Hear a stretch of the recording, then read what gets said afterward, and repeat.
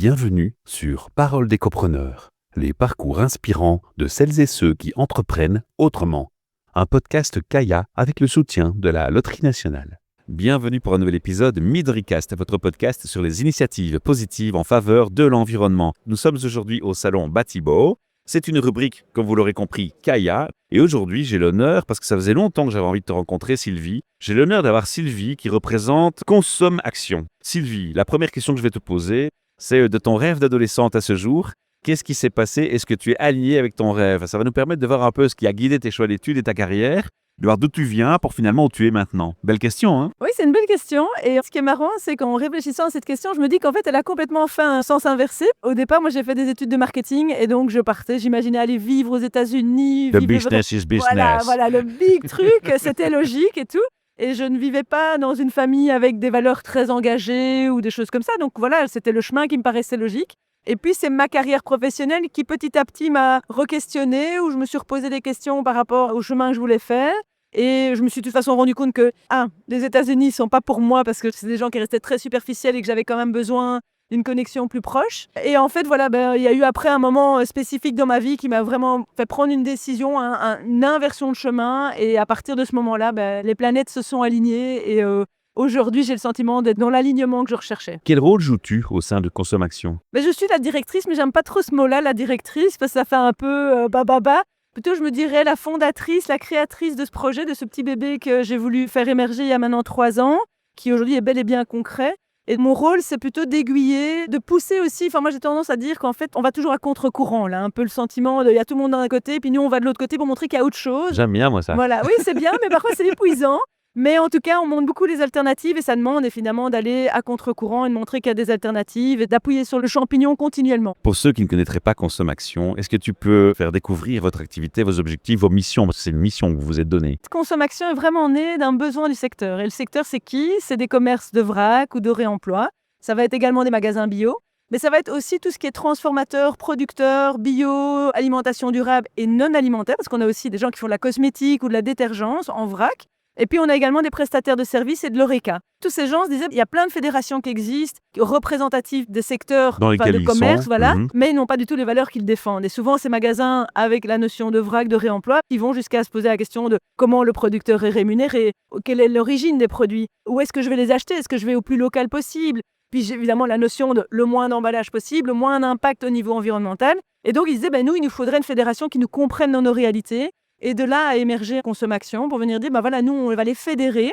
On a vraiment 2 grands rôles qui sont travaillés sur la filière, parce que le vrac et le réemploi, aujourd'hui, c'est à peine émergent. On ne représente pas grand-chose et c'est souvent ça le problème, c'est que quand on est face à des grosses entreprises, leur parler de vrac et de réemploi, parfois, ils sont là, oui, mais de toute façon, ça ne représente rien. Et pourtant, c'est un chemin nécessaire de transformation. Là, on est dans le B2B. Oui, tout à fait, Donc, le on est B2B. dans le B2B pour stimuler une prise de conscience et plus d'action, donc c'est beaucoup de communication. Voilà, tout à Ok. fait. Et puis de soutien aussi, de droit, de permettre d'émerger, mais aussi d'avoir une reconnaissance, Ouais, voilà, de pouvoir c'est se dire important. ils existent à part entière par rapport à des grandes multinationales ou par rapport Et à leurs valeurs. à la grande distribution et à leurs valeurs, tout à Ouais. fait.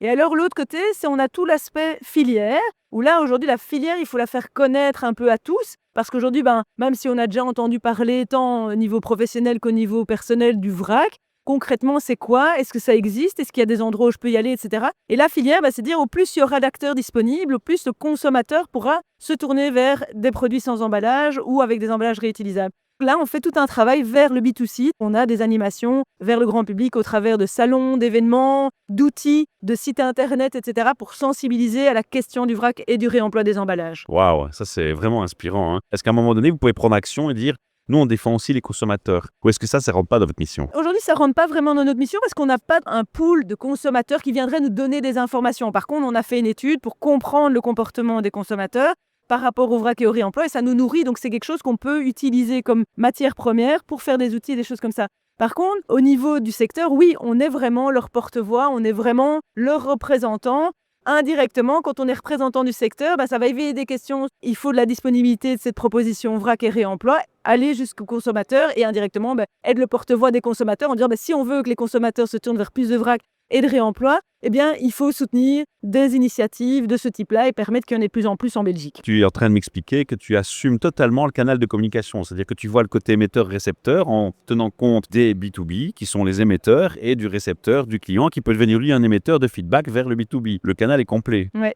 Mais c'est ce qu'on voulait. Nous, on voulait vraiment avoir une fédération qui soit sur toute la chaîne de valeur. C'est pour ça qu'on y intègre tous les acteurs, depuis la production, Jusqu'à l'utilisateur et le consommateur. distributeur jusqu'au consommateur. Parce qu'en fait, si on n'avait pas ce maillon-là, il manque quelque chose. Oui, et le feedback aussi. Voilà, tout à fait, le feedback, la mise en lien, mais aussi, nous, le vrac et le réemploi, il n'a pas de frontières. On pourra avoir des secteurs où c'est vraiment très typé silo. Ben ici, on n'a pas cette réalité-là. Le vrac, c'est transversal, ça doit toucher tous les acteurs pour que ça se mette concrètement bien en place. Et si je n'agis que sur la partie distribution, il me manque tout un élément en amont qui est la partie production. Et si j'y mets plein d'emballages, de déchets jetables, ben ça n'a aucun sens.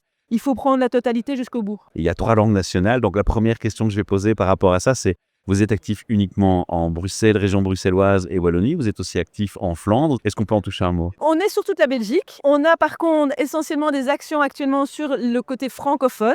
Mais on a par exemple notre site est traduit en néerlandais, mais on n'a pas de chargé de projet néerlandophone. Donc, Dus welkom voor nieuwe mensen van de Nederlandse het is kant. niet gemakkelijk voor het moment. En we willen zeker naar Vlaanderen meer gaan en meer acteurs in die kant te hebben. Maar voilà, het is, voor het moment is niet gemakkelijk. Mais à terme, l'idée est d'en avoir un. Et donc, on travaille avec des systèmes de soutien financier régionaux. On est en discussion évidemment avec le côté flamand pour dire il faut soit un équivalent, soit nous permettre à nous de pouvoir bien nous déployer à ce niveau-là. Super. On a parlé un peu offline, hein. J'ai entendu qu'il y avait beaucoup de passion qui vient des tripes chez toi. C'est quoi l'élément déclencheur? Il y a un moment où on fait un clic dans sa tête, non? Ouais, et ben en fait, il est né vraiment d'un moment de vie personnelle où on était, nous, déjà très engagés au niveau de l'alimentation bio, le fait d'utiliser des langes lavables, des choses comme ça. Enfin, pas mal d'outils déjà au niveau environnemental qui étaient positifs. À la naissance de nos enfants, ça a été vraiment ce switch-là. Mais on avait zappé un élément qui était l'aspect de l'emballage et du déchet. En suivant une conférence sur, on va l'appeler la papesse du zéro déchet qui s'appelle Bea Johnson, elle m'a vraiment ouvert les yeux sur il y a tout un volet d'action que tu n'as pas entrepris, Sylvie. Et donc, moi, j'ai embarqué toute la famille dans cette histoire. Et c'est ça que de là est né tout un projet de soutenir justement le zéro déchet. D'abord à l'échelle personnelle, puisque j'ai lancé un premier projet qui s'appelle Zéro Carabistouille et qui est de la sensibilisation grand public sur les questions du zéro déchet. Et puis de ça est né le contact avec le secteur, de dire il manque cet acteur qui va créer cette chaîne-là. Je me suis dit qui de mieux que moi pouvait peut-être lancer ça, et d'autant plus que le secteur me connaissait et avait confiance en moi dans ce rôle-là. C'est une question qui me traverse l'esprit. Est-ce que tu connais les gens de Give Action? Oui, tout à fait. On a déjà travaillé avec eux. On fait un petit coucou à Maxime alors. Voilà, on a déjà fait une campagne avec eux. Ça m'a fait penser à eux. Quand tu parlais de ça, tout je me à dis fait. tiens, il y a forcément un lien qui doit avoir lieu. Mais ça ne m'étonne pas, vous avez travaillé ensemble, il y a les mêmes valeurs qui sont derrière, les mêmes énergies, les mêmes envies. Ça veut dire quoi pour toi, entreprendre autrement? Mais je pense déjà, entreprendre autrement, c'est accepter qu'il y aura un monde différent et qui est peut-être déjà là devant nous. Et il faut juste ouvrir la porte. Quand je dois défendre ce monde différent, c'est plutôt je vais apporter les solutions et montrer que les alternatives, elles sont là, elles sont bien là, qu'il faut juste oser aller vers ces nouvelles alternatives. Et parfois, oui, ça va demander une adaptation, ça va demander de se re-questionner, de se challenger aussi peut-être sur certains business models. Quand nous, on pousse des entreprises à intégrer plus de, par exemple, d'emballage, de réemploi, par rapport à vendre une bière dans une canette jetable ou la vendre dans une bouteille consignée, effectivement, c'est un monde différent. Mais par contre, je trouve que ça apporte énormément de valeur, tant pour l'entreprise que pour les gens qui vont porter le projet. Et en même temps, surtout, on participe à un monde différent et surtout meilleur aussi, quoi. Clairement. Je me dis, on est dans une ère digitale aussi, Oui. donc ça rentre aussi en ligne de compte. Tout à fait. On limite l'utilisation de ressources. Donc, tous nos achats, par exemple, de matériel type téléphone, ordinateur, même bureau, etc., sont en seconde main. Ça, c'est pour nous extrêmement important. Exact. Pour l'aspect IT, on est chez Infomaniac, c'est déjà une chose, mais on sait que, par exemple, on utilise des plateformes ERP comme Odoo, des choses comme ça. Parce que, quoi qu'on fasse, on doit trouver le rapport entre les deux qui est aussi l'efficience, etc. Mais est-ce que ça vaut pas la peine parfois de faire un mail? Dites-nous un peu ce que vous faites pour l'écologie, parce qu'on n'est pas les seuls à se poser des questions là-dessus. À tous les gens que je coach sur les questions plutôt environnementales, je leur dis le meilleur moyen pour faire changer la donne, c'est en tant que consommateur, contacter les marques qui vous posent problème et les interpeller sur comment ils font. Et nous, on se re-challenge régulièrement, mais après, je dois bien avouer que quand on est déjà très heureux, on est 5 dans Consommation, et en 3 ans de temps, je trouve ça extrêmement chouette et génial. Ouais. On est arrivé à stabiliser ces emplois et normalement, on va vers des voies plus de stabilisation plus long terme, donc ça, c'est positif. Mais quand on est 5, on n'a pas encore assez de temps que pour pouvoir prendre une vision un peu plus méta et dire on modifie ça. Moi, je pense que c'est important de se dire, OK, je prends une décision à un moment T, mais après X temps, il va falloir quand même vérifier qu'on est toujours dans le bon. Et puis évoluer et aussi. voir si on veut évoluer. Ça, c'est tout le temps. Et donc, je pense que malgré tout, il faut régulièrement remettre en question. Parfois, mon équipe, elle est un peu fatiguée de me voir en me disant, voilà, on change. Moi, je suis très dans la résilience et donc j'écoute ce qui se passe et je pense que ça, c'est important, mais il faut aussi arriver à stabiliser, surtout quand on a des équipes qui, elles, doivent un peu trouver leur marque et se mettre dedans, quoi. Comment est-ce que vous pourrez faire en sorte que ce ne soit plus une exception, mais une norme? Parce que ce serait ça qui serait génial. C'est que ce que vous faites soit la normalité. C'est pour ça qu'on se bat. Nous, aujourd'hui, c'est ça qu'on utilise comme argument, c'est de dire le vrac, ça ne doit pas juste être anecdotique, ça ne doit pas être destiné Mais qu'à un évidemment. certain type de public. On peut plus se Ça le ne doit- permettre. Voilà, et en même temps, aujourd'hui, on sait qu'il y a des zones de désert vrac ou de désert réemploi, etc. On veut enlever aussi l'image négative du dire c'est plus cher, etc. Ben justement, le vrac peut permettre d'acheter la juste quantité, permet aussi de limiter le gaspillage alimentaire et de surtout aller vers des produits qui sont plus nourrissants, qui vont permettre. Donc, il y a plein d'arguments. Mais ça, c'est notre rôle, c'est évidemment d'aller sur cette question de la norme. Donc vous trouvez des arguments qui contre ce que moi j'appelle les prétextes de résistance au changement. Quand on a sa zone de confort, c'est difficile de changer, même Tout quand à on a fait. une prise de conscience. Et donc là, on a parfois besoin d'un petit coup de boost comme celui que vous Oui. donnez pour dire oui, mais réfléchissez à. Oui. Sans faire la morale, mais réfléchissez à. Oui. Et là, on peut instaurer le changement. Mais entièrement d'accord. Par contre, je pense qu'il y a quand même pas mal d'assos qui militent aujourd'hui. Exact. Et peut-être, voilà, on n'a pas suffisamment le travail de structurer ensemble. Donc nous, on travaille beaucoup avec des collaborations et des partenariats entre associations. Donc par exemple, avec Kaya, on est en proximité aussi pour ces raisons-là.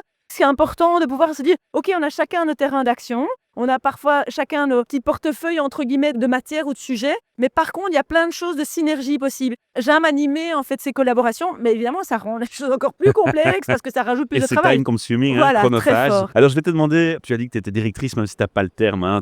Est-ce qu'il y a une particularité, quelque chose qui te rend très fier dans ta façon de gouverner ton projet avec tes équipes et les gens avec qui tu travailles ou les collaborateurs? Mais je pense que c'est l'écoute. Moi, j'essaie vraiment d'être dans l'écoute et dans l'attention de ce qui se passe. Donc, l'écoute tant du secteur, du marché, d'être toujours disponible. Par exemple, nos membres, ils savent qu'ils peuvent me contacter à tout moment. Alors, ça peut paraître parfois fou de dire « Ah, je peux contacter Sylvie alors qu'elle est déjà À super 1h du surchargée. » matin, Ah, quoi. mais moi, je suis tout le temps contactable. Mais c'est parfois, voilà, attention, comme on parlait déjà tout à l'heure des limites. Mais c'est important de montrer cette disponibilité.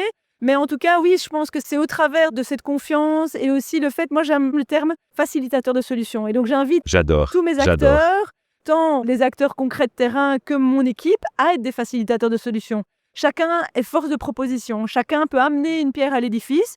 Après, ça demande de pouvoir voir comment on va la mettre dans le fameux, surtout si on est bâtiment, comment on va la mettre dans la construction de la maison.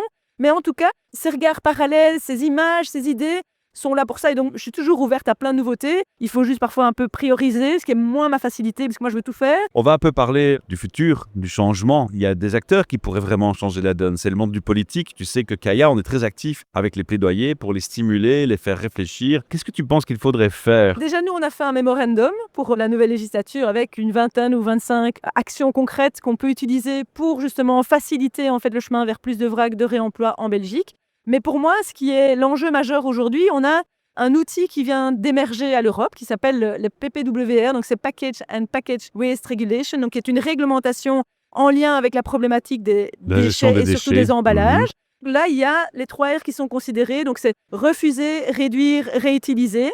Et moi, ce que j'attends de la Belgique aujourd'hui, c'est qu'elle s'approprie cette réglementation. Elle n'aura de toute façon pas le choix, mais qu'elle soit plus ambitieuse, qu'elle ose aller plus loin et qu'elle n'attende pas juste la dernière limite pour commencer à concrétiser ça.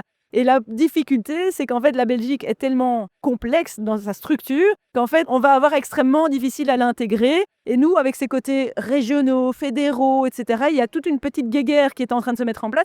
Je sais que nous, on a un gros chantier de travail à ce niveau-là, mais si on veut faciliter les choses, ce serait de nous permettre que ces choses se mettent en place et oser concrètement s'affirmer dans cette notion-là, quoi. J'espère que ce message sera largement entendu. Comment tu te sens en tant qu'écopreneuse au sein de Kaya et qu'est-ce qui t'a donné envie de rejoindre Kaya? Et donc Kaya, c'est un peu naturellement qu'on est tombés ensemble, on va dire, on s'est rapprochés. Parce que déjà les valeurs, les sujets qui étaient abordés, même si honnêtement au niveau de Kaya, nous, il y avait juste l'action, et c'est avec des trémas évidemment, l'action relative à la TVA qui était vraiment en phase avec ce que nous on défend. Tous les autres sujets sont plutôt des sujets plus généraux, mais qui ont des impacts malgré tout parfois sur ce que nous on fait.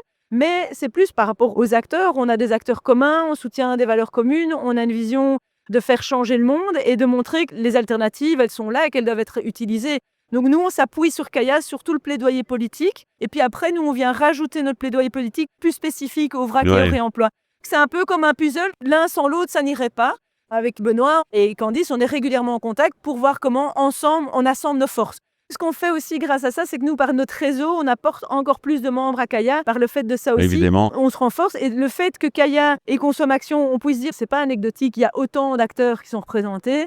Ça a un poids tout à fait différent au niveau clairement, du politique, on en revient à ça, mais aussi au niveau du grand public, pour dire c'est pas juste une petite sphère d'illuminés qui fait ça, quoi. Alors, on va clôturer par une touche positive et souriante et amusante avec un peu d'utopie. Imagine que je puisse te donner une baguette magique qui n'a aucune limite dans ses pouvoirs. Qu'en ferais-tu, Sylvie? J'en ferais deux choses. J'enlèverais le frein au changement et je ferais qu'en fait, ce serait naturel d'aller vers un changement. chemin différent. Ma baguette magique, ce serait à tous les coins de rue, on aurait des magasins qui proposent du vrac, des produits de proximité, locaux, bio, durables, où en fait le consommateur n'a même plus se poser la question de si oui Est-ce ou qu'on non c'est respecte bien les pour la limites planète, planétaires, c'est bon ou pas pour la santé, parce qu'en fait ça serait devenu la norme. C'est mon rêve, c'est que j'espère en tout cas participer à ça tous les jours par ma mission et par mon engagement en tout cas. Génial. Comment est-ce qu'on peut vous joindre? Est-ce qu'il y a un site internet? On peut le donner, oui, il y a un Oui. site internet, il est chez Infomaniac d'ailleurs. Voilà, mais il y en a deux. Il y a consommation.be qui est notre site plutôt à l'attention du B2B où là vraiment il y a tous nos services, il y a ce qu'on met en place, différents outils, etc. Et puis on a un autre site qui est à l'attention du grand public et qui lui s'appelle vraceconsigne.be. Et là on y trouve plein de trucs et astuces, des Pour les recettes consommateurs. pour les consommateurs. Mais on a régulièrement des campagnes. C'est sur ce lieu-là qu'on va pouvoir voir les campagnes. On a par exemple le mois du vrac, on a le mois sans supermarché, on a le Festivrac qui est un festival à l'attention du grand public pour tester, goûter, se faire plaisir au travers du vrac, du réemploi. Il y a plein de moments de rencontres et c'est là où ils peuvent trouver en fait des informations pour venir nous retrouver et aller au contact de tous nos acteurs. Et imagine un groupe de grande consommation, tu as X milliers de mètres carrés pour vendre des produits, acheter des produits, ils vous contactent, ce serait perçu comment? On n'aura jamais de la grande distribution dans nos membres. Ils répondent pas aux cases des valeurs, on a en fait une charte Voilà. et il faut répondre aux chartes. C'est Par ce que je contre, voulais te demander. si je regarde sous l'angle filière, Ouais. je suis obligée de discuter avec la grande distribution. Aujourd'hui, la majorité des consommateurs sont dans des lieux comme ceux-là. Pour pouvoir changer les pratiques, il faut que partout on trouve du vrac. Et donc il faut que ces acteurs soient en fait des mobilisateurs de changement de Et qui s'y comportement. mettent. Aujourd'hui, si je vais dans ma grande distribution, je ne vois pas de vrac, donc je ne sais même pas que ça existe. À terme, si je le vois, je sais que ça existe, mais en même temps, je vais pouvoir me questionner sur mon mode d'achat et où est-ce que je fais mes achats. L'idée, c'est ça, c'est cette transition de se dire, les acteurs économiques type grande distribution ont un rôle à jouer pour faciliter. L'exemple des emballages de réemploi, c'est une réalité aussi. Si les gros acteurs ne jouent pas le jeu, on n'y arrivera pas juste avec les tout petits. On Malheureusement, est bien parce que d'accord. ça demande une logistique, ça demande du volume, etc. C'est au niveau filière, il y a un enjeu majeur à ce niveau-là. Mais après, les valeurs, le ressenti, tout ce qu'on veut mettre en place, c'est avec nos acteurs qu'on le fait. Nous, on doit jouer sur ces deux jeux-là. On n'a pas d'autre choix parce qu'on recrée quelque chose qui n'existe pas. Et c'est ça le gros challenge? Un des gros challenges, c'est tout le temps ce côté où c'est anecdotique ce que vous faites. Ça n'a pas de poids, ça n'existe pas. On nous prend pour des rigolos. On fait avec peu d'argent, ce que peut-être Mais vous certains... démontrez le contraire pourtant. Oui, on fait plein de choses concrètes, mais ça reste encore, on va les regarder de loin, on va les laisser vers leurs petits trucs. Et ça, c'est vraiment le plus grand défi. Et alors l'aspect lobbying, puisqu'évidemment, derrière les emballages, Vous on se dérangez des retrouve gens. avec les grosses multinationales, mais surtout les gros pétroliers. Et si je parle de règlement européen, eh bien, il y a eu un tel lobby qu'en fait, on a dénaturé une grande partie des ambitions qu'il y avait au départ, qui étaient hyper positives. Il y a la désinformation qui se fait de la part tout des à lobbies, fait. il faut Et être ça, clair. c'est vraiment pour nous, c'est sur ça qu'on a tout le temps milité, tout le temps. Voilà, on n'est pas à armes égales. C'est ça qui est très compliqué, je pense. Comment est-ce que l'auditeur et l'auditrice qui nous écoutent aujourd'hui pourraient vous aider? Il y a plusieurs choses. S'ils sont du secteur du commerce, distribution, etc., et qui se posent des questions par rapport à leurs emballages, je pense que c'est intéressant de le faire. Déjà qu'ils viennent nous voir, qu'ils viennent nous poser des questions. On a un helpdesk pour répondre aux questions, Waouh! pour ces fameuses transitions, ces fameuses modifications, et on peut les mettre en contact avec un ensemble d'acteurs pour se lancer dans cette Le transition standard va concrète. chauffer les gars. hein. Voilà, tout à fait, très bien. Donc ça, c'est déjà une première chose. S'ils sont déjà dans le vrac ou qu'ils veulent devenir membres, c'est évidemment une manière de nous aider puisqu'on est financé en partie par des subsides, mais aussi par les adhésions. C'est une manière de dire, si je fais partie de ce réseau, je le soutiens, je milite et je le défends. Et puis, pour tout ce qui est consommateur, c'est d'essayer justement peut-être au quotidien de se dire, mais qu'est-ce que je peux faire à mon échelle? Et une des actions peut-être concrètes qu'ils pourraient faire à leur propre échelle, c'est de se dire, tiens, quand je mets un emballage à la poubelle, comment je peux éviter cet emballage? Génial. Et donc, la solution, elle est dans les D'aller alternatives. vers le zéro déchet notamment. Voilà, quoi. tout à fait. Super. Sylvie, j'ai envie de te poser plein de questions. Tu es tellement passionnante et passionnée que je pense qu'on pourrait avoir 1 heure de podcast sans Avec aucun problème plaisir. avec toi. Tu reviens quand tu veux. Mais je crois qu'on va collaborer. On va Oui. essayer de collaborer ensemble. Moi, ça m'inspire. Quand je sens les passions, moi, j'ai mis sur mon profil LinkedIn chasseur de passion, c'est pas pour rien. tu vois. Magnifique, Ça me parle. C'est beau, ça. Clairement, c'est un beau moment qu'on vient de passer ensemble. Je te remercie infiniment pour ce temps que tu me consacres. qui est précieux parce que je sais que tu es Merci débordé aussi. et tu as fait le déplacement au salon ici. Donc, waouh, merci. Mais merci beaucoup, Michel, et puis continue à inspirer les gens comme tu le fais avec ton podcast qui est Cool, magnifique. merci. Vous avez écouté un épisode podcast Kaya, Parole d'écopreneurs, des parcours inspirants de celles et ceux qui entreprennent autrement. Un podcast Kaya avec le soutien de la Loterie nationale.